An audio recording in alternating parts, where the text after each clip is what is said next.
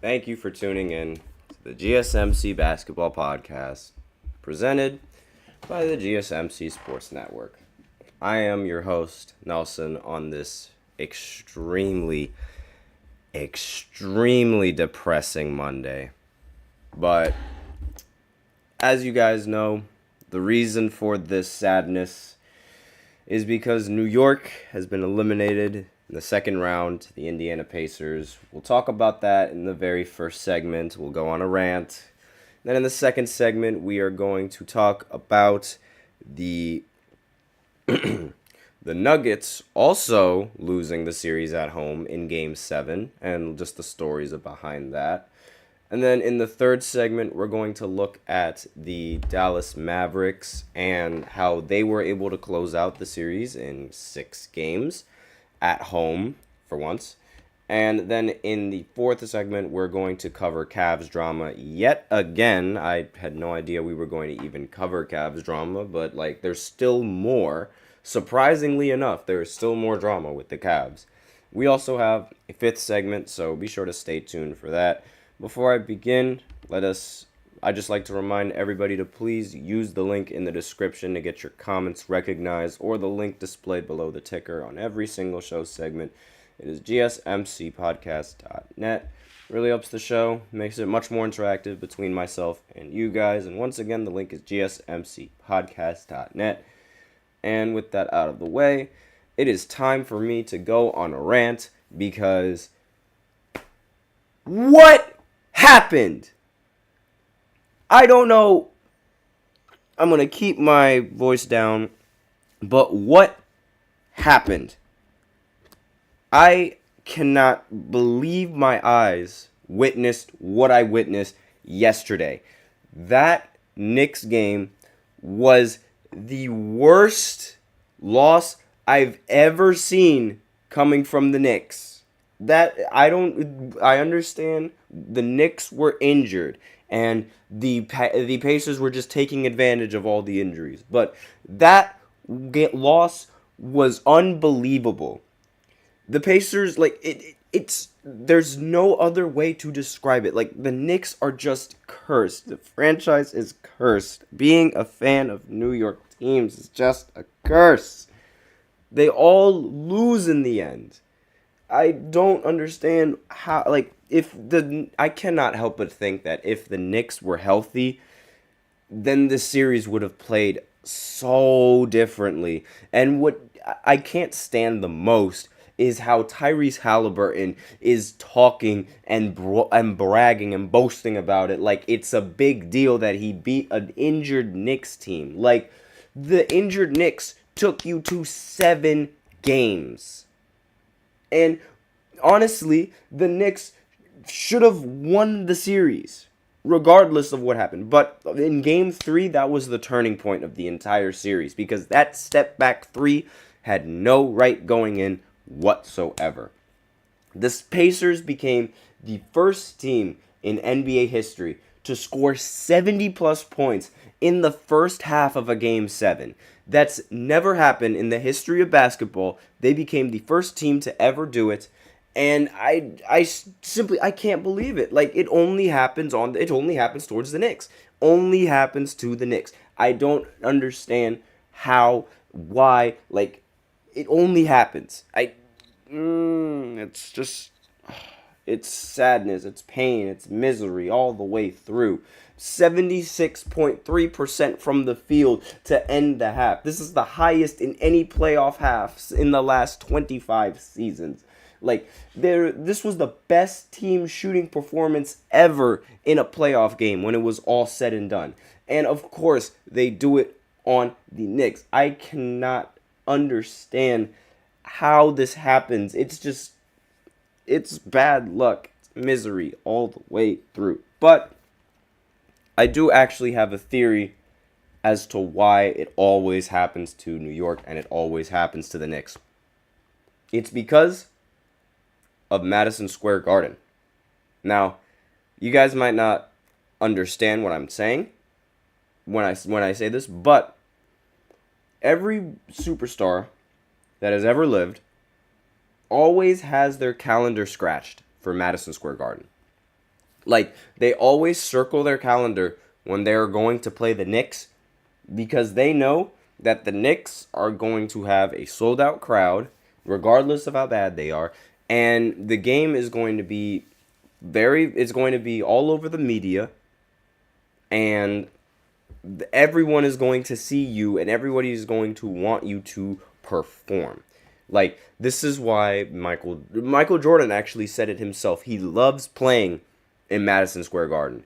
So, if anything, like, that somewhat removes the home court advantage that the Knicks could have in any kind of scenario, because everybody always has the calendar circled for when they're going to play in Madison Square Garden, because everyone would love to play in Madison Square Garden. Like, it's just, and put on a show to everyone for everyone in attendance. Like, Kobe's done it. James Harden has done it. Reggie Miller has obviously done it. Michael Jordan, as I mentioned previously, he's done it. LeBron has done it. I mean, Russell Westbrook has done it. There's so many players that do it in Madison Square Garden, and like, it just completely negates the home court advantage that a lot of these players have throughout the entirety of the regular season. Like, imagine having to deal with everybody's A game every single given night. It's going to drain you. And on top of it draining you, the minutes that Thibodeau is giving a lot of these players are also going to drain them. I mean, granted, I personally do not blame Thibs for the injuries that occurred. I understand that if you don't want your players to get injured, then resting them is the safest option. But you also have to remember that this league used to, like, it used to be a given, or it used to be the norm for every single starter to play 82 games, and it used to be the norm for every single starter to play so many minutes in a game and not to sit out. Like, that was the norm back in the day, and now you're telling me in this day and age, like, people can't play back-to-back games and, like, play 82 games in a season, or, like, finish the game with, like, 40 plus minutes? Like, I don't think that's really right to just blame it on Thibs for the fact that the player gets injured. I mean, the player should also know how to protect his or her, I mean, because now it's WNBA as well, his or her body. Just adjusting the light because, you know, the sun might shift over to the left a little bit.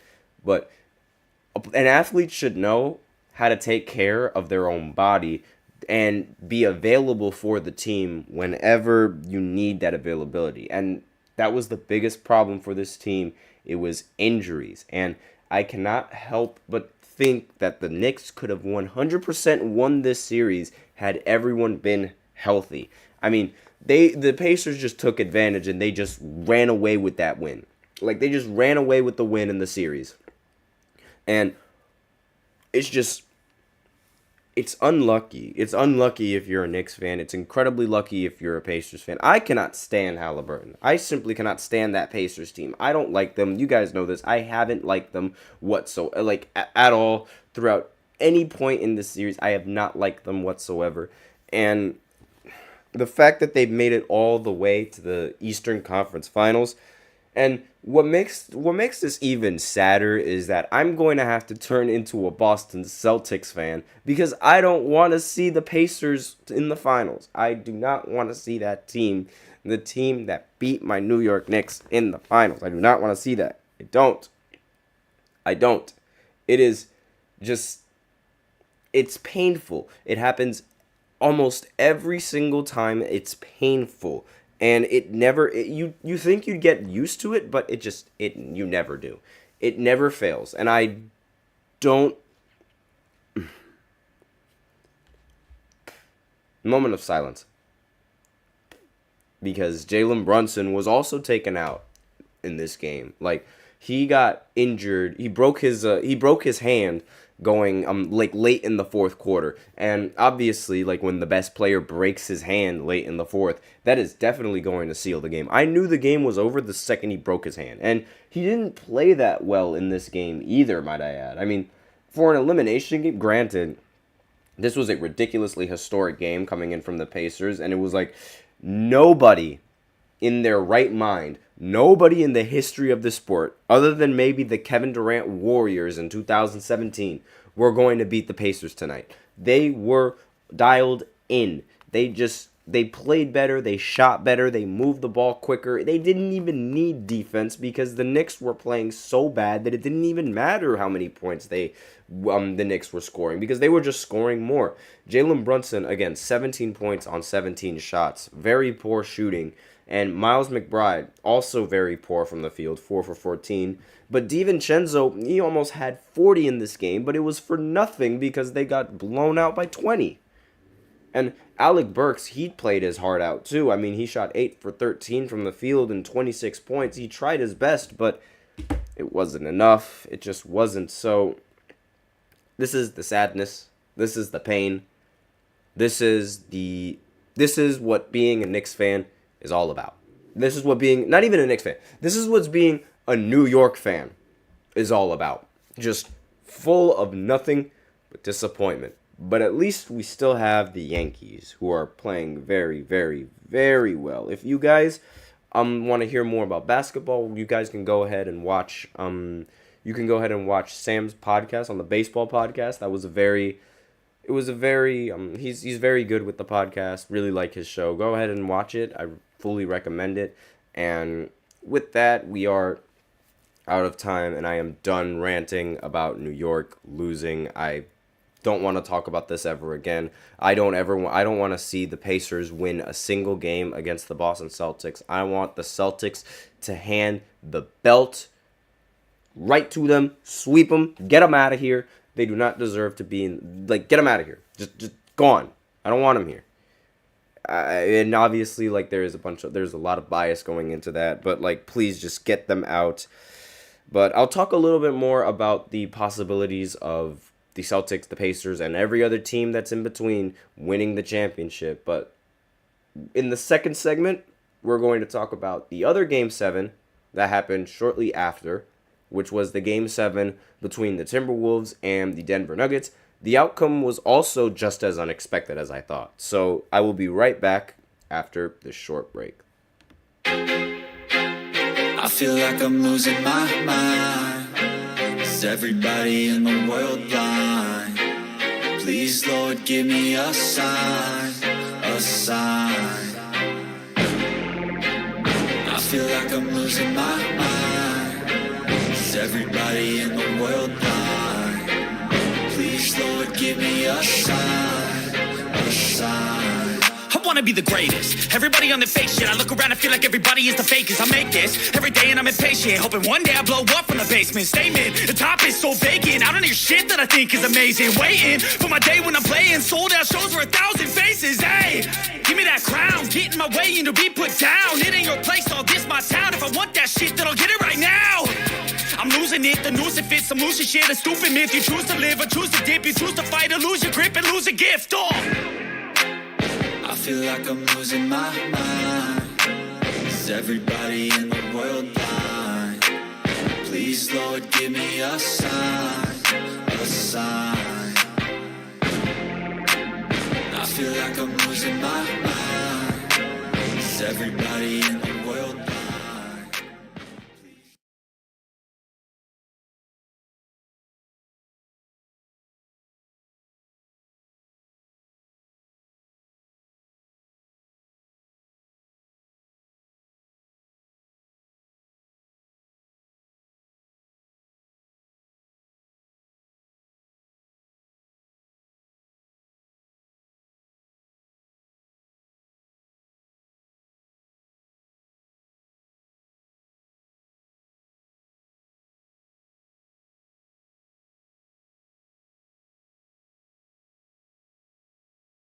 And we are back with the second segment of the GSMC Basketball Podcast, presented by the GSMC Sports Network. And in this second segment, we are going to be talking about the Timberwolves beating the Denver Nuggets in the 7th game of the series. Before I begin, though, I'd like to remind everybody to please go ahead and use the link in the description to get your comments recognized, or the link displayed below the ticker on every single show segment. It is GSMCpodcast.net. Really helps the show, makes the show much more interactive between myself and you guys. And with that out of the way, we can go right ahead and talking about the Timberwolves and their series against the Denver Nuggets. So the Nuggets, they went up in the series 3-2, and therefore had a very huge advantage going into Game 6. Timberwolves responded by blowing them out of the water, and it seemed like Jokic was really, really upset, and it seemed like we were going to see a Jokic masterclass coming in the next game. But that never happened. I mean, his final stat lines were 34 points, 19 rebounds, and 7 assists. However, he shot very poorly from the field. He shot 13 of 28 from the field and 2 of 10 from 3. He didn't make his first 3 up until like the fourth quarter of the game. And it was, and not to mention, Jamal Murray also shot rather poorly. I mean, he ended the game with 35 points, but he was 4 for 12 from the three-point line. And Michael Porter Jr., he was also very poorly. He also played poorly in this game, shooting 3 for 12 from the field and 1 for 6 from 3 with 7 points. And not to mention, I mean, this is Michael Porter Jr. we're talking about, so of course he ended the game with 0 assists. You know, his nickname is Michael, the possession ends here, Porter Jr. And it's kind of a funny nickname if you really think about it. But on the Timberwolves side, Anthony Edwards also played very poorly, even though the Timberwolves ended up winning. He ended the game playing 44 minutes, 16 points, 7 assists, 8 rebounds, and was 6 for 24 from the field. This was not his night, but that didn't really matter because they were playing, honestly, this game was a slugfest. Like, it was a straight defensive battle coming in for the Timberwolves, and I mean, to start the game, well, towards the end of the game, it was a slugfest. That's my bad. Towards the beginning of the game, it was looking like a blowout for the Denver Nuggets. They were up by 20 points, and it really seemed like the Denver Nuggets were going to end up coming out and winning this game. But as the game kept going, and as the offense for the Nuggets was getting stagnant, the Timberwolves were slowly creeping up on them, and they were getting the stops that they needed and they were capitalizing with the offense that they had in this game, and that caused them to win the game. Jaden McDaniels was 7 for 10 from the field and ended the game with 23 points. Karl Anthony Towns was 8 for 14, ended the game with 23 points. And Rudy Gobert, he is not going to get enough credit for this series, or he's not going to get as much credit as the rest of these players are going to get, because Rudy Gobert in this elimination game, he was 3 for 7, and he had 13 points. However, his defense on Jokic and his defense, like overall in the past 2 games after Jokic dropped an efficient 40 points on him, was great. I mean, looking at the box scores, allowing Jokic to drop 34 points, I mean, it isn't really that great. However, Jokic ended up taking a lot of shots, 28 shots. And when I was watching the game, Jokic was forcing a lot of really bad shots over Rudy Gobert. And it really seemed like he was trying to will the team back into this game, but it just wasn't working. Gobert had an answer for everything, and it really shows. And judging off of the Game 6 victory and how badly they got blown out, and then going into Game 7 and doing almost the exact same thing, it shows just how good of a defender Rudy Gobert actually is. And it seems like that trade that... There is a fly in front of me, so that's my fault. But it does seem that the trade that the Timberwolves have made for Rudy Gobert is totally paying off. And I, for one, was one of the people that completely disagreed with that trade. I did not like the looks of that trade whatsoever. I'm not a big Rudy Gobert fan, but it really, like, it seems that it's, like, done the exact opposite of what I thought it was going to do for the entire franchise. I thought having two centers in the lineup was just a bad mix overall. Even though Karl Anthony Towns could shoot, I thought two centers in the lineup was just, it wasn't that effective in an era where there's a lot of outside threats. Therefore, needing the centers to play outside on the perimeter, which is something that isn't ideal for Rudy Gobert. But so far, it's been proven to be working. And it's really unfortunate how the Nuggets, they ended up blowing a 20-point lead. It seemed like that's what made them so formidable over these years. The fact that this team was a closing team. And now they just blow the lead in embarrassing fashion in Game 7. I mean, especially at home.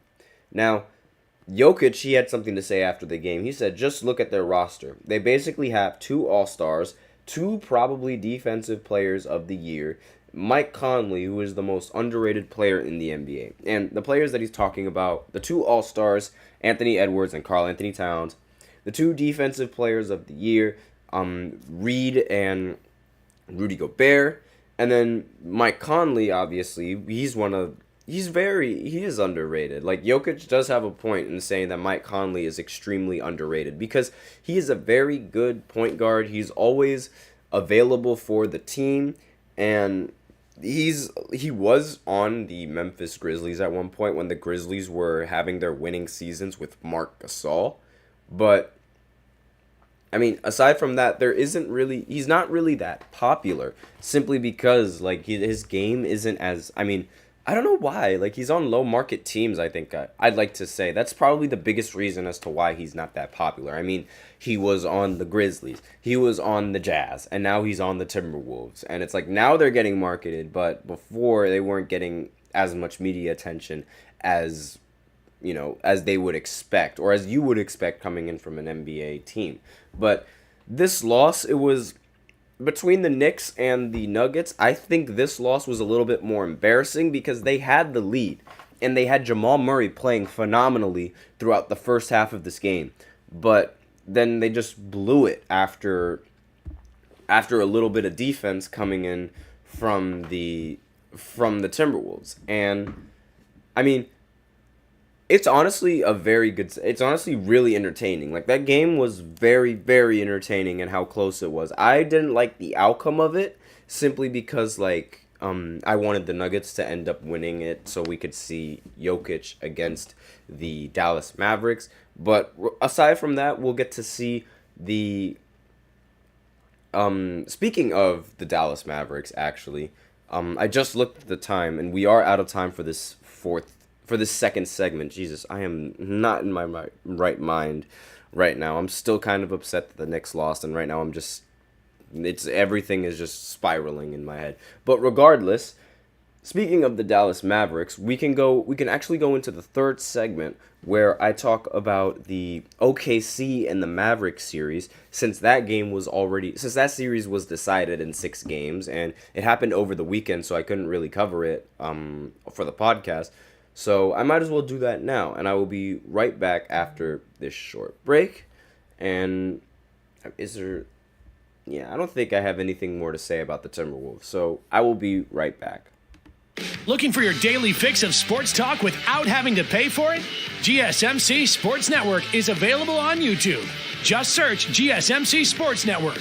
Get your fix of daily sports talk shows on YouTube, absolutely free. NFL, college football, NBA, MLB, MMA, UFC, fantasy football, and so much more. GSMC Sports Network has shows running all day long, with new sports shows starting every 2 hours. Just like on your favorite cable sports channel, except GSMC Sports Network is absolutely free. Just search GSMC Sports Network on YouTube to catch one of your new favorite shows, like the GSMC College Football Podcast, Chip Shot Football Podcast, Hoops and Heels Women's Sports Podcast, GSMC Basketball Podcast, and so many more. Check it out for yourself. GSMC Sports Network. Now available on YouTube absolutely free. Search GSMC Sports Network on YouTube right now.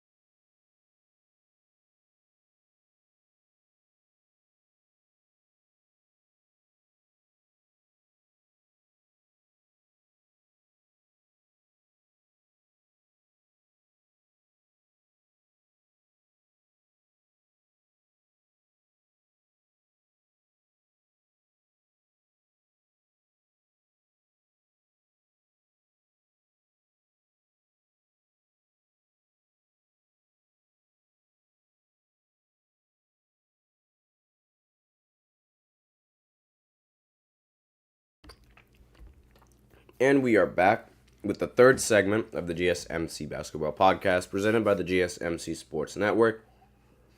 And in this third segment, we're going to talk about the Dallas Mavericks winning in Game 6 against the Oklahoma City Thunder. So, the Mavericks, they played at home in this Game 6, and lucky for them, they were able to close out. If they didn't, then they would have to play Game 7, I believe, today. That would have been the day that they would have played Game 7, but it didn't happen for them.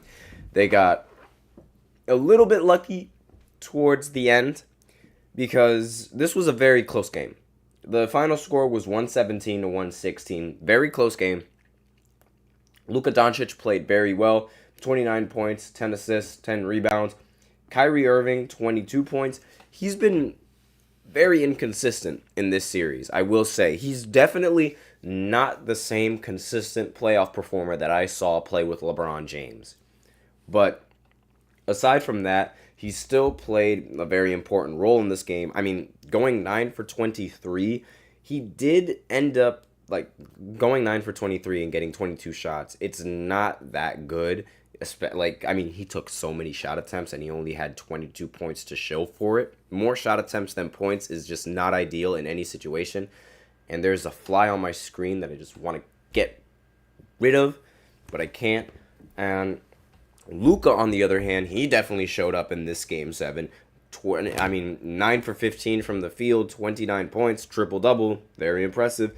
Derrick Jones Jr. as well, 22 points, 8 for 13. 4 of 6 from the field. The Mavericks, they came to play in this game, and it was really, really close. It was really close. Now the fly is in my face. Good Lord. But the game was really close towards the end, and it came down, you guys won't believe this, but it came down to the refs. And I don't like it whenever these kinds of series, whenever it comes down to the referees making a call. And what happened was PJ Washington, he was taking a 3, and SGA was going up for that block on the 3, or at least to get a good contest.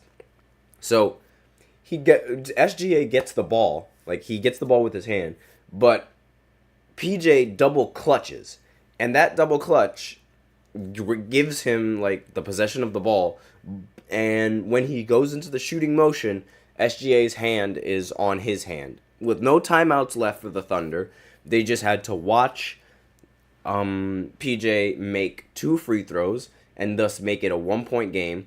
And they obviously missed the full court heave and therefore lost the series. The total score of the Mavs and the Thunder series was 636 to 636. So they were perfectly evenly matched throughout the entirety of this series. And what makes this even crazier, in my opinion, is that the team as a whole, the OKC team as a whole, they did not play that well throughout the series. They were rather inconsistent. The only person on the Thunder that was even remotely consistent day in and day out was, of course, Shai Gilgeous-Alexander. He ended this game with 36 points, 8 assists, 3 rebounds, and surprisingly was 4 of 5 from 3. We usually don't really see SGA take that many 3-pointers, but the fact that he was able to miss only one in this crucial Game 7 is astonishing. And Jalen Williams, he played well in this Game 7 as well. 22 points, 8 for 16.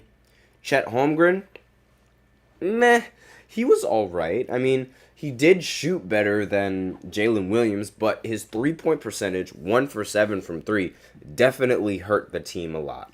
And Lou Dort, 3 for 10 from the field in this game. Not really that impressive. And let's see, Cason Wallace, 2 for 8. Jalen Williams with a J-A-Y instead of J-A-L. There's 2 of them. It's very confusing. He was 2 of 5 from the field. And again, like I mentioned before, the only person on the Thunder that was even remotely consistent throughout the entirety of the series was SGA. Now, looking back at the series, SGA was number 1 in points for the Thunder, number 1 in rebounds, number 1 in assists, number 1 in blocks, and number 1 in steals, while shooting 51% from the field, 55% from 3, with a 60% true shooting, and with a box plus minus of plus 22. SGA was hooping the entirety of this series. This is the most LeBron stat line I've ever seen coming from a guard. Because leading them in points, leading them in rebounds, and as a guard, leading them in rebounds, especially when you have Chet Holmgren on the court, a 7'2" freak of nature, that's amazing. And 7.3 assists as well, that's also amazing. And the blocks, 2.3 blocks. The fact that he was averaging more blocks than Chet is a huge problem on Chet's part, because he was supposed to be hyped up as, oh, he's going to be better than Wembanyama. Oh, he can be a defensive presence. I mean, aside from SGA, this Thunder team really had nothing going for them throughout this series. And it seems a little bit odd to me because, like, the Thunder as a team, they get a lot of credit, more credit than SGA gets individually. And I don't understand that because SGA straight up, he carried this team. Yet, it seemed like the Thunder's wins were more like the Thunder win, like as a whole, the Thunder win, as opposed to SGA won them the game. I don't know why. That's sort of just how I felt going through this entire series. I mean, like, it was very, very shy heavy. That's really, like, there's no other way around it other than, like, I mean, everything revolved around Shy. Everything for the Thunder, it was determined on whether or not Shy would play well. And at the end of the day, like, the team really needed to step up, and that young core that was being praised about, like, for being so young and so formidable, sort of let SGA down when it mattered most. Like, I mean, I'm sorry, but it really seemed like it was just SGA out there against the world with this Dallas Mavericks team. I mean, because the rest of them, they did not perform in the slightest. This might be a result of the lack of experience that this team has, and it makes total sense given how, I mean, like, you need to have experience playing under this kind of pressure, and the fact that they don't have that experience playing under the kind of pressure it's going to affect their performances, like, obviously. Now, let's go into, so for this series, obviously the best player throughout the entirety of the series was Luka Doncic. He averaged 24 points per game, 10 rebounds, 8 assists with 4.5 turnovers, 1.8 steals, 45% from the field, 39% from 3, and 74% from the free throw line, with a true shooting of 56.6. So, I'm just going to point out, this is considered one of the worst series, like one of Luka's worst playoff series, and averaging 24, 10, and 8 is really good. So the fact that this is his worst postseason just goes to show you how talented Luka Doncic really is. Now, the finals LeBron is obviously Shai Gilgeous-Alexander, leading the entire team in every single statistical category that you could think of. He averaged 32, I mentioned it before, 32 points per game, 8 rebounds, 7 assists, and his true shooting was phenomenal. The sixth man of this series was Derek Lively. He averaged 7.7 points per game, 7 rebounds, 1 assist, and 1 block.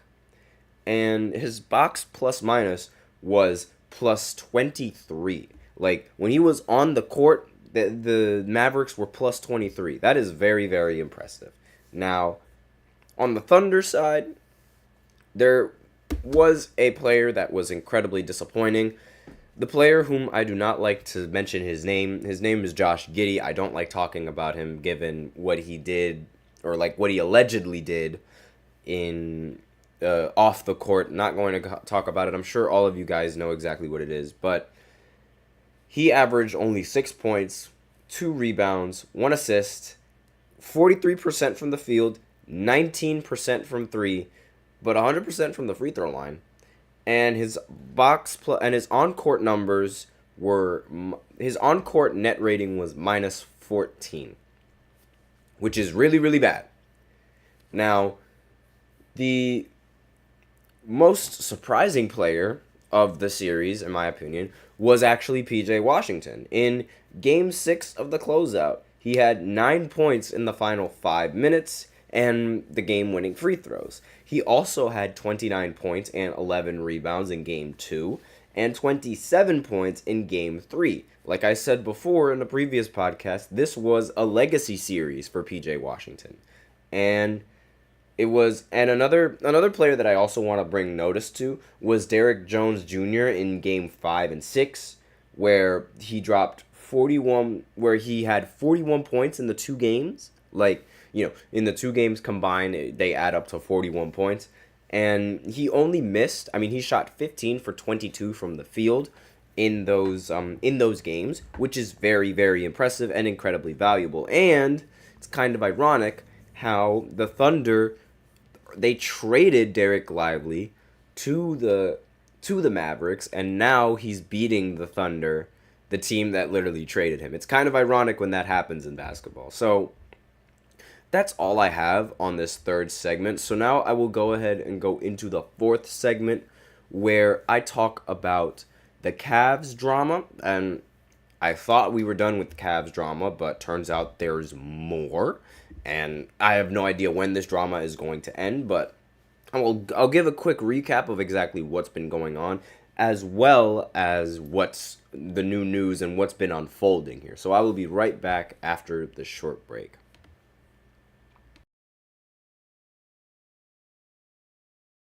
For the best and latest podcasts available anywhere, go to the podcast app on your cell phone and type in GSMC to access free content-rich podcasts on health and wellness, book reviews, sports, entertainment, relationships, social media, movies, technology, finance, and even weird news. Subscribe and download the GSMC Podcast Network's family of shows, available everywhere podcasts are found.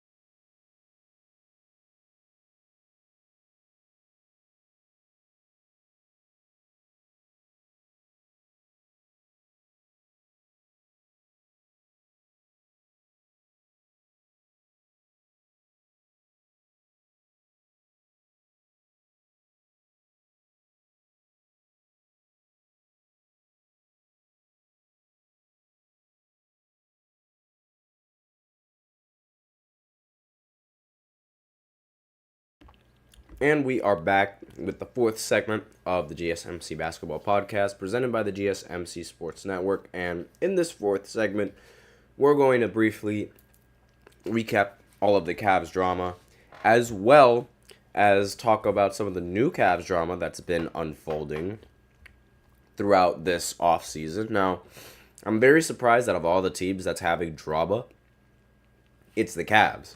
I mean, right now, it seems like the Cavs have more drama than the Lakers. And that's a very, very rare thing to say because the Cavs, they usually don't get that much drama or that much coverage from the media to begin with. And now the fact that there's like a lot of drama around this team is crazy to me. So, just to quickly remind everyone, now this drama is sort of like, I talked about Jarrett Allen and the drama that was experienced because he didn't want to take an injection that would allow him to or a painkiller because the injection would essentially numb the pain on his ribs. He refused to take that and sat out the entirety of the series. It was incredibly disappointing because it just seemed like there was an opportunity for him to help his team win, and he didn't take it. It's a very bad look from Jarrett Allen. Now, there's also the perspective of, okay, well, maybe he didn't want to injure his body even more. But I'm sorry, if you are given the option to take a painkiller and numb your pain just so you could, try and win in the most important game of the series or in a very important game for your team, you got to participate. And he didn't participate. And it almost seemed like he didn't even want to. You could at least try it and go in the game and, give it your all. And if it's just not working, then you can get taken out. It's that simple. But he chose not to do that. And it was really, really annoying, especially if you're a Cavs fan, given how important he is to the team. His rim protection and his pick and roll is very, very valuable to the team, and this isn't a new thing for him. The fact that he's nervous to play in playoff games, this isn't new. He said before the lights were too bright in the last series when the Knicks beat him in the postseason, and now with the lights being brighter, he doesn't even want to play in the game. It looks cowardly. It's a very cowardly look on him, and now there's drama surrounding him. Part of that drama is the possibility that the Cavs are going to trade him. Now, there are numerous front offices, allegedly, saying that Jarrett Allen is a valuable asset. And it's there's a lot of rival front offices that would love to trade for Jarrett Allen. So, quote, look for Cleveland's Jarrett Allen to become one of the most coveted trade targets in the league this offseason if the Cavaliers, A, succeed in signing Donovan Mitchell to a contract extension, and then prioritizing signing Evan Mobley to a potentially maximum contract extension this summer as increasingly expected. Stein wrote this.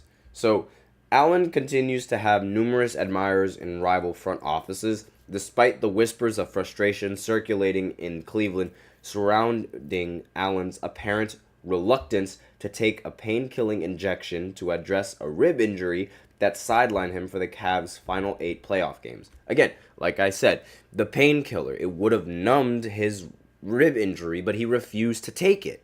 And it's a horrible look. Allen has 2 years and $40 million left on his contract. The center averaged 16 points, 10 rebounds, 2 assists, and 1 block.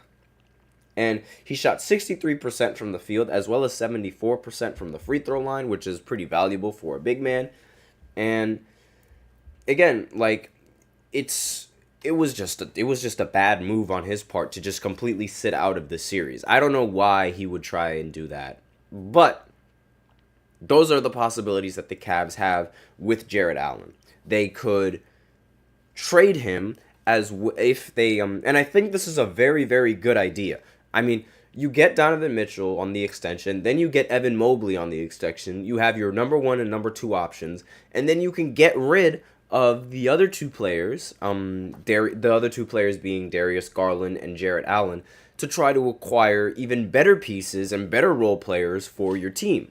I think that's a very, very smart move, and I think that's what they should do. Granted, that is only one of several possibilities in what the Cavs front office could do. And honestly, given how much they've messed up LeBron's career with the front office, wouldn't be surprised if they messed this up again.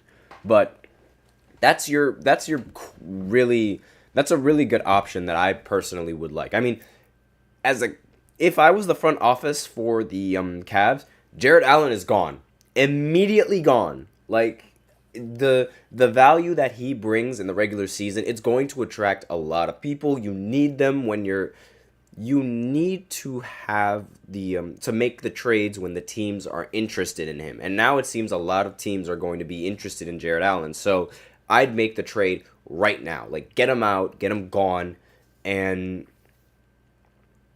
once that trade is made, then you can try and pursue Donovan Mitchell in the contract extension, as well as pursuing Evan Mobley. And then, once you get Donovan Mitchell, Darius Garland is going to pout and complain, and he's going to request a trade. Now, it's between, like I said before, it's between Donovan or Darius. And I personally think it should be Donovan. Like, Donovan is clearly the better pick. But those are the sort of outcomes that could happen. I mean, I think Jarrett Allen is done with the Cavs. I think his career as a Cavs is over. He's let them down one too many times, and he doesn't want them. I wouldn't be surprised if the front office is like, we don't want him anymore, he can go. So that's all I have to say on this drama segment. So now we will go ahead and go into the fifth segment, which is going to be a little bit shorter than the rest of them, simply because we are going to talk about the playoffs and how every single team is new to this, to all these expectations, except for the Boston Celtics. So I will be right back after this short break explaining exactly what I mean.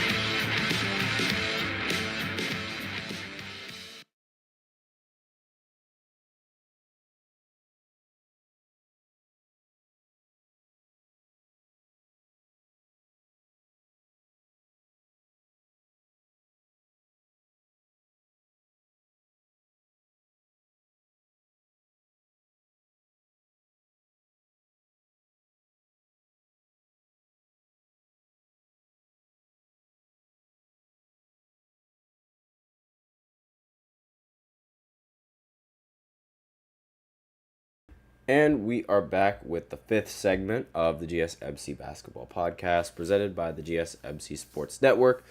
And in this fifth segment, we are going to talk about all the playoff teams that are, left in the series.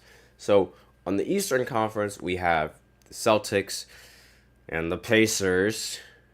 Then, in the West, we have the Mavericks and the Timberwolves. So this will be the first, this is the first time in a while that there will be 6 completely different NBA champions in the past 6 years.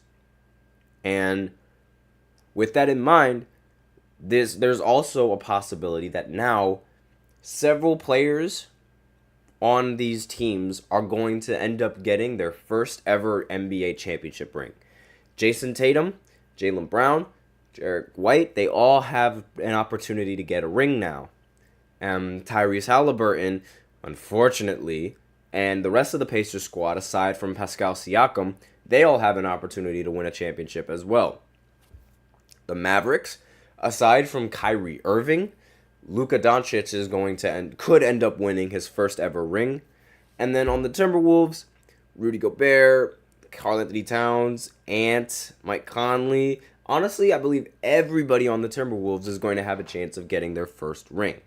And this is like really, really good for the NBA, because back then, well, at least in 2017 and in 2018 and those years, it seemed incredibly obvious which team was going to win, and that team was the Golden State Warriors. And ever since then, the championship has flip-flopped between all sorts of different franchises. I mean, after 2018, it went to Toronto, then it went to LA, then it went to the Bucks, then it went to Golden State, and then it went to the Denver Nuggets. I mean, every single one of these, like, there's a lot of new championship teams now, and I think it's very, very good for this league. I mean, everybody got very, very tired of Cavs Warriors finals. I think I speak for everybody when I say we were all tired of watching Cavs Warriors in the finals, because that matchup was a finals matchup for 4 straight years. 4 straight years, they completely dominated their conference and made it to the finals every single time. And now it's just like variety amongst a lot of these teams. And I think it's very, very good for this league, because now we get to see more new faces get a championship. I mean, granted, not much has really changed, like, in terms of, like, the Celtics. I mean, they're still in the same situation that they've been in for countless of years. But aside from that, every other team is sort of like in new territory and in uncharted territory. Jesus, my English is so bad. And it's really good for this league. I mean, imagine if we get a Kyrie Irving and the Dallas Mavericks up against the Boston Celtics series. Like, that would, the stories and narratives around that series would go crazy. Not to mention, imagine if we get a Timberwolves and a Boston Celtics matchup. I mean, Kevin Garnett would practically implode at that matchup, because he's going to be like, what side do I root for? Do I root for Timberwolves or do I root for the Boston Celtics? I know, terrible Kevin Garnett impression, but seriously, I mean, he's going to be put in a bind because he loves the Timberwolves, but at the same time, he won his championship with the Boston Celtics. It's going to be really tough for him to pick between the two. He's going to be very, very conflicted. But if I were him, I would have probably picked the Timberwolves, just because, like, I mean, this is the second, I didn't mention this in the previous segment because I forgot, but this is the second time in Timberwolves franchise history that they've made the Western Conference Finals, which is, like, again, like, it's really good for the league, because we get to see a whole new face, and, like, a whole new face of the league being made. Like, I mean, imagine if Anthony Edwards wins his championship at 22 years old. Like, he would be more alike to Kobe than anybody else in the rest of the league. That will for sure draw a bunch of media attention, because everyone knows how, like, all the cult fan bases that Kobe has, and the fact that he's going to be able to, like, have a legitimate comparison to him, at least when he was 22, is going to be something to see. I mean, that is going to be a very interesting narrative. I want to see how they spin that up. I haven't brought up the Pacers because, quite frankly, I don't think there's any sort of way that the Pacers are going to beat the Celtics. I hope and I pray that the Celtics just destroy that Pacers team. I pray. And I wouldn't mind seeing the Celtics in the finals, because we always, like, it's a normal thing to see, and I would much rather them than the Pacers. I mean, the Knicks, like, as a healthy team, they really had the best chance of beating the Celtics as opposed to the Pacers, but I digress. So, yeah, I'm still sad. Incredibly sad.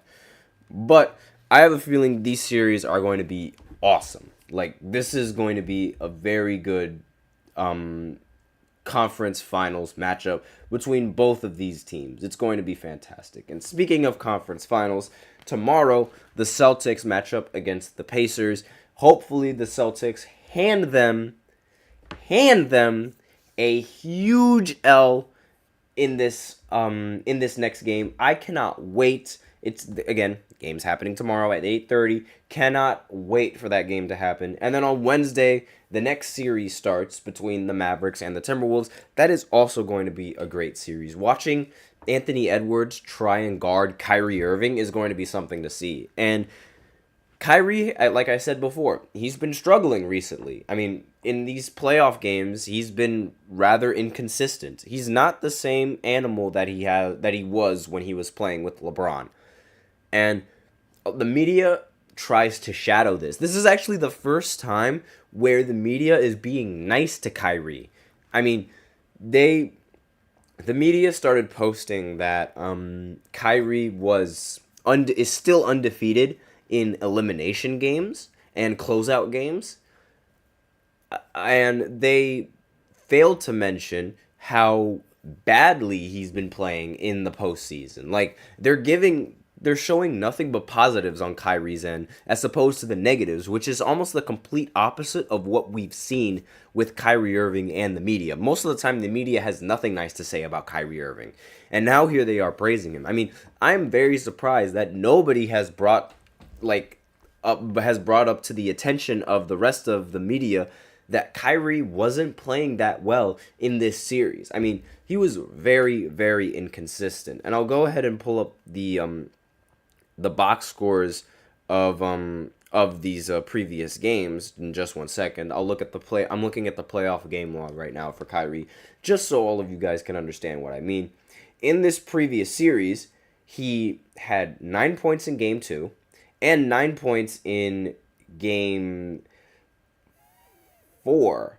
Yes, 9 points in game 4. And his averages throughout this series, he averaged 15 points per game, 6 assists, 2 rebounds, and 2 turnovers, along with shooting 44% from the field, 42% from 3, and 81% from the free throw line. I mean, granted, they won the series, but aside from that, Kyrie only... excuse me. Jesus, I don't know what that was. But Kyrie only scoring 9 points in 2 games and averaging 14 points per game is incredibly underwhelming. It is incredibly underwhelming for someone with Kyrie's bag and Kyrie's reputation. And in the previous series, he was averaging 26 points per game and on 51% from the field. So obviously, I don't know what was going on with him in this series, but it was not anything good.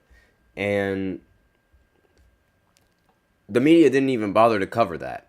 But that's all I really have to say on these segments. Actually, might as well answer the question, who do I think will win their first ring? So, obviously, the team with the best chances is going to be, the Boston Celtics. They're the team that have the best record amongst every single team that's left in the playoffs. And honestly, if there's a team that I feel like the Timberwolves have the best chances of beating the Celtics due to their defense. And I think that their defense will be able to outweigh the Boston Celtics and their offense, and they'd somewhat be able to slow them down. Then again, the Celtics also have really good defense. So we'll see how the series goes. We'll see who ends up going to the finals, but that's all I have for this segment. And with that, that is the end of the show. So thank you for tuning into the GSMC Basketball Podcast, presented by the GSMC Sports Network. Your support means a lot to us, so please remember to subscribe to the show, leave a positive review. It really does make a difference. We also invite you to follow us on Facebook, Twitter, TikTok, and Instagram for more content and updates. As usual, please remember to use the link in the description to get your comments recognized, or the link displayed below the ticker on every single show segment. Link is gsmcpodcast.net. Really helps the show. It makes the show much more interactive between myself and you guys. That's all I really have for the show. Thank you so much for tuning in. I am your host, Nelson, and as always, take care.